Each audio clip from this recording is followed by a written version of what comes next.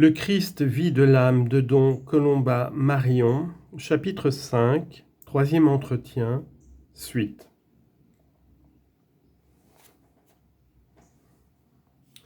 Depuis ce moment, nous sommes indissolublement associés au Christ Jésus.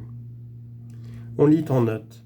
Dans son livre remarquable d'érudition sur la théologie de saint Paul, le révérend père Prat de la Compagnie de Jésus relève, citation, une longue série de mots étranges dont la plupart ne peuvent se rendre en une autre langue que par un barbarisme ou une périphrase.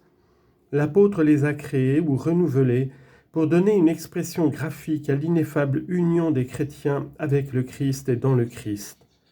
Tels sont souffrir avec Jésus-Christ, être crucifié avec lui, mourir avec lui, être vivifié avec lui, ressuscité avec lui, régner avec lui, associé à sa forme, associé à sa vie, co-héritier.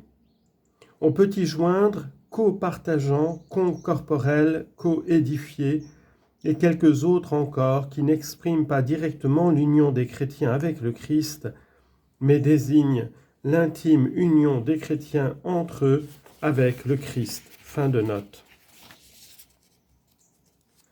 Nous sommes un avec le Christ dans la pensée du Père céleste. Dieu, dit saint Paul, est riche en miséricorde, car alors que nous étions morts par nos offenses, il nous a rendus vivants avec le Christ. Il nous a ressuscités en lui avec lui. Il nous a fait asseoir ensemble dans les cieux, afin de montrer dans les siècles à venir l'infinie richesse de sa grâce en Jésus-Christ. Éphésiens 2, 4 à 7. En un mot, il nous fait vivre avec le Christ dans le Christ, con vivificavit nos in Christo, pour nous rendre ses cohéritiers. Le Père, dans ses pensées, ne nous sépare pas de son Christ. Saint Thomas dit que c'est par un même acte éternel de la sagesse divine que le Christ et nous avons été prédestinés.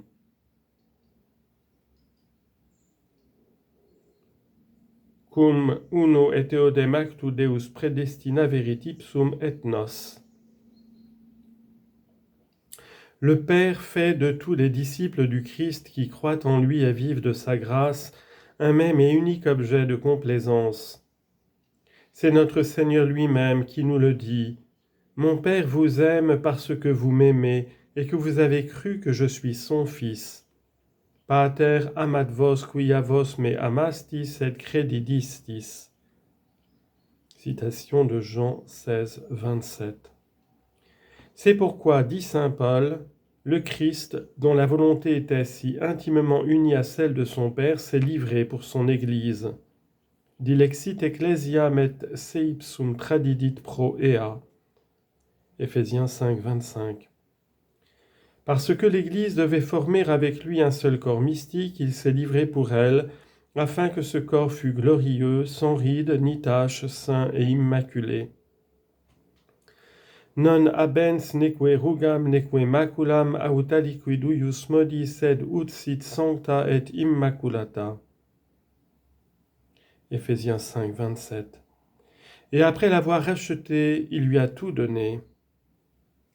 Oh, si nous avions foi en ces vérités, si nous comprenions ce que c'est pour nous que d'être entrés par le baptême dans l'Église, d'être par la grâce membres du corps mystique du Christ. Félicitons-nous, répandons-nous en action de grâce, s'écrit saint Augustin.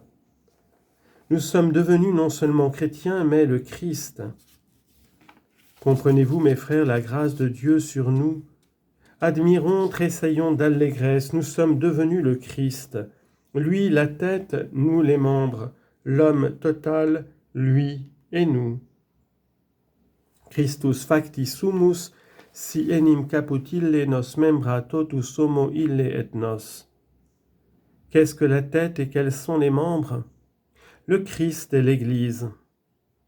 Prétention d'un orgueil insensé, continue le grand docteur, si le Christ lui-même n'avait daigné nous promettre cette gloire, quand par la bouche de son apôtre Paul il a dit « Vous êtes le corps du Christ et ses membres ».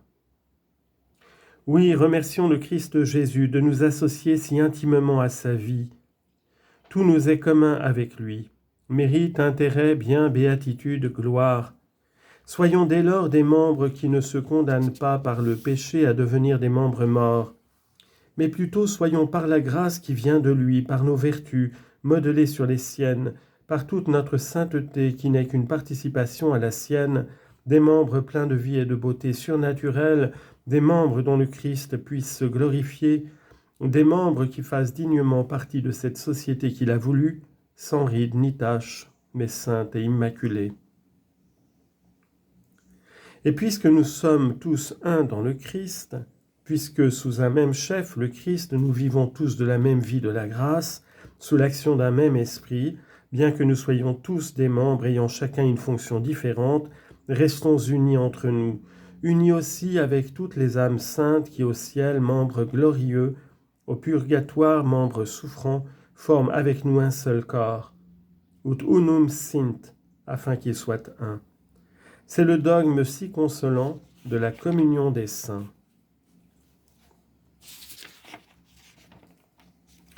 Pour saint Paul, les saints sont ceux qui appartiennent au Christ, soit qu'ayant reçu la couronne, ils aient déjà leur place dans le royaume éternel, soit qu'ils combattent encore ici-bas. Mais tous ces membres appartiennent à un seul corps, car l'Église est une. Ils sont solidaires les uns des autres, tout est commun entre eux.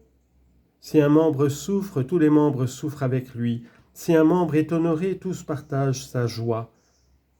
1 Corinthiens 12, 26. Le bien d'un membre profite au corps tout entier et la gloire du corps rejaillit sur chacun de ses membres. Comme cette pensée ouvre de profondes perspectives sur nos responsabilités, comme elle est source vive d'apostolat, aussi saint Paul exhorte-t-il chacun de nous à travailler jusqu'à ce que tous nous parvenions à l'unique perfection du corps mystique. Donec occurramus omnes in virum perfectum in mensuram aetatis plenitudinis Christi. Éphésiens 4, 13.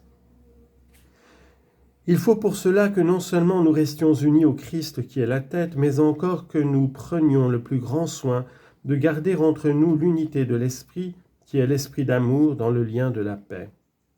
Soliciti servare unitatem spiritus in vinculo pacis. Éphésiens 4, 3. C'est le vœu suprême du Christ au moment d'achever sa mission ici-bas, qu'il soit un, ô Père, comme vous et moi nous sommes un, qu'il soit consommé dans l'unité. Jean 7, 21 à 23. Car, dit saint Paul, vous êtes tous fils de Dieu par la foi dans le Christ Jésus. Galates 3, 26.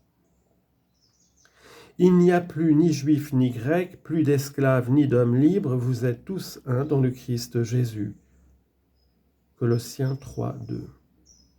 L'unité en Dieu dans le Christ et par le Christ, c'est là le terme ultime, et Dieu sera tout en tous. 1 Corinthiens 15, 28. Saint Paul, qui a mis en un relief si puissant l'union du Christ avec son Église, ne pouvait manquer de nous dire quelque chose de la gloire finale du corps mystique de Jésus. Il nous dit donc, 1 Corinthiens 15, 24 à 28, qu'au jour fixé par les décrets divins, quand ce corps mystique sera arrivé à l'état de plénitude, à la mesure de la stature parfaite du Christ, Éphésiens 4, 13, alors se lèvera l'aurore du triomphe qui doit consacrer à jamais l'union de l'Église et de son chef. Associée jusqu'alors si intimement à la vie de Jésus, l'Église maintenant achevée va partager sa gloire. 2 Timothée 2, 12, Romains 8, 17. La résurrection triomphe de la mort, dernier ennemi qui doit être vaincu. Puis, les élus étant tous enfin réunis sous leur chef divin le Christ, ce sont les expressions de saint Paul, présentera à son Père pour lui en faire hommage cette société non plus imparfaite, ni militant au milieu des misères, des tentations, des luttes, des défaillances, de l'épreuve, non plus souffrante du feu de l'expiation, mais désormais transfigurée et glorieuse en tous ses membres. Oh, quel spectacle grandiose ce sera de voir le Christ Jésus offrir au Père éternel ces trophées glorieux et innombrables qui proclament la puissance de sa grâce, ce royaume conquis par son sang et qui alors rayonnera tout entier d'une splendeur immaculée, fruit de la vie divine qui circule pleine et enivrante en chacun des saints. Comme nous comprenons que dans l'Apocalypse, Saint Jean, après avoir entrevu quelque chose de ces merveilles et de ces joies, les compare à la suite de Jésus lui-même, Matthieu 22, 2, à des noces, les noces de l'agneau, Apocalypse 19, 9. Comme nous comprenons enfin que pour clore dignement ces mystérieuses descriptions de la Jérusalem céleste, le même apôtre nous fasse entendre l'ardente aspiration que le Christ et l'Église, l'époux et l'épouse, se redisent maintenant sans cesse l'un à l'autre en attendant l'heure de la consommation finale et de l'union parfaite. Venez, Apocalypse 22, 16 à 17. L'Esprit et l'épouse disent, viens, que vienne ton règne, que ce monde passe, et tu seras tout en tous. Oui, Maranatha, viens Seigneur Jésus.